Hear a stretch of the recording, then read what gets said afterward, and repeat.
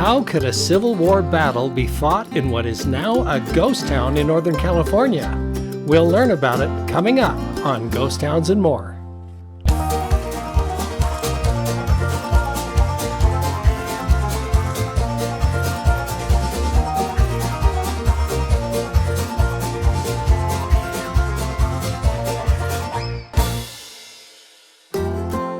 In Northern California, just 58 miles east of Sacramento, lies a picturesque setting as a backdrop to a historical ghost town.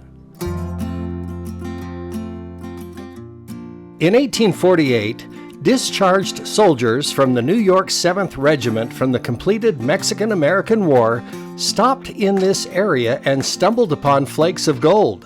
This discovery gave them a reason to make camp until spring. The camp was located in a bowl-shaped area that people thought was a volcano. Early morning fog raising from the ground also helped perpetuate that mistaken belief, but it simply wasn't true. Nonetheless, the first impression stuck, and the first settlement was named Volcano.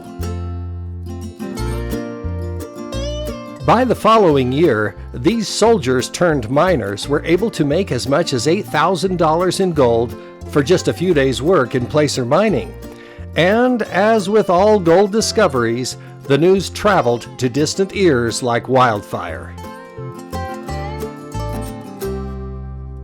Within a short time, prospectors flooded to the area and the town grew rapidly. By 1851, a post office was established and homes surrounded the area by the hundreds. There were stores, hotels, bakeries, and many saloons.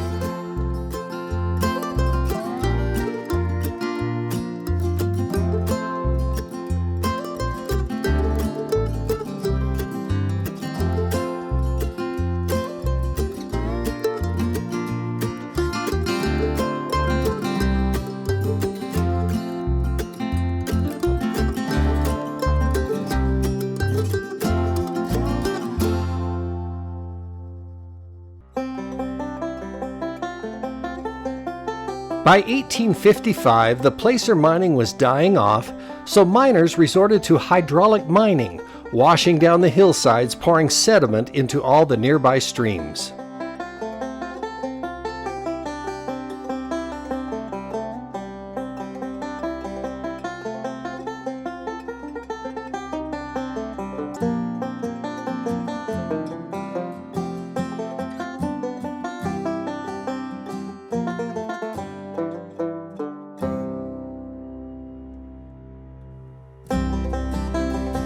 In a short time, the population of Volcano swelled to a staggering 5,000 residents.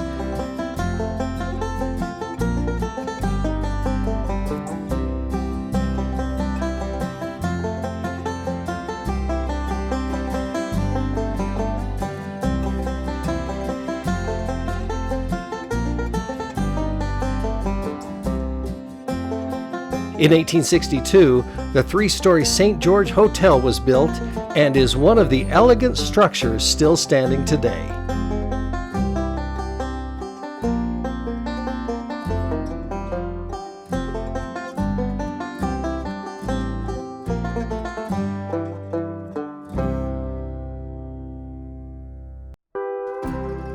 Volcano became a cultural center that was the site of many firsts in California, such as the first theater group,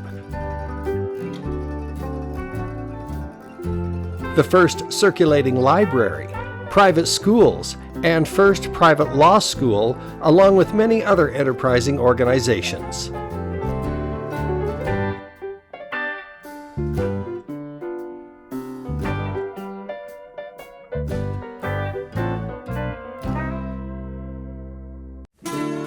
While Volcano was flourishing, the gold coming from it was being sent to the Union Army to support them during the Civil War.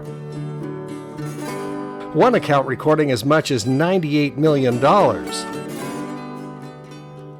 But it was soon apparent there were Confederate sympathizers living in the county with conspirators who were intercepting gold shipments and redirecting the captured gold to the Confederate South.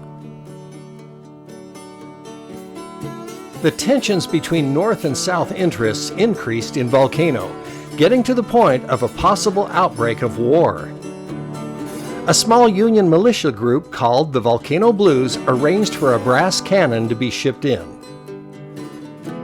In 1863, the 800-pound cannon was shipped to Sacramento, then concealed in a hearse and brought to Volcano during the night. Later, when another gold shipment was leaving Volcano headed for the Union Army, rebel Confederates brazenly marched down the street to intercept the shipment. The Volcano Blues were already waiting, and when they pulled the cover off their cannon, the rebels disbanded and fled, with no shots having been fired.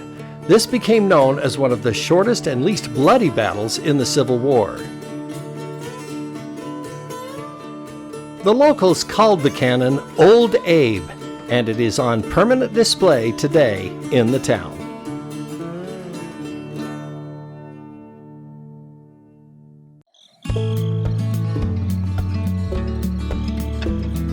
By 1865, the gold boom was over, and with gold findings becoming increasingly sparse, people began to leave town. The town newspaper closed, along with other businesses, but some residents found the out-of-the-way town to be a great place to live.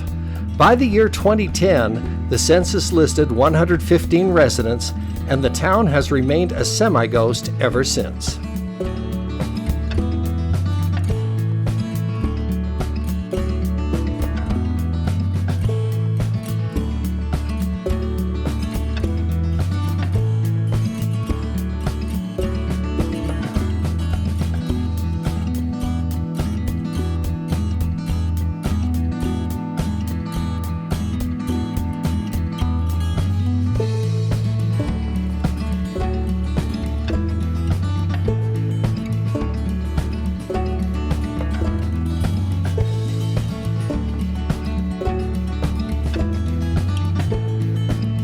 Volcano was the site of one other event that took place during World War II.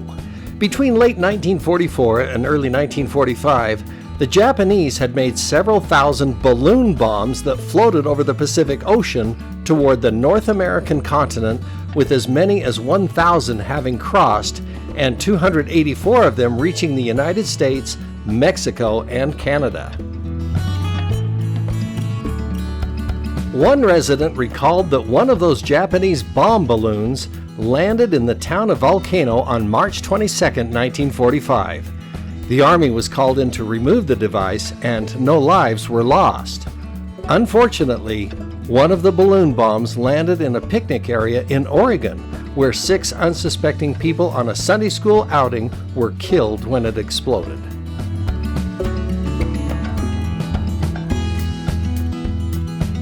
Today, Volcano is a quiet and picturesque hamlet that is perfect for having most everything about the town in short walking distance.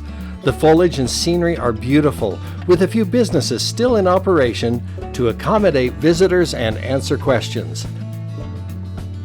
This semi-ghost town is also close to other semi-ghost towns in Amador County, making this area a beautiful place to visit and spending time getting to know some California history.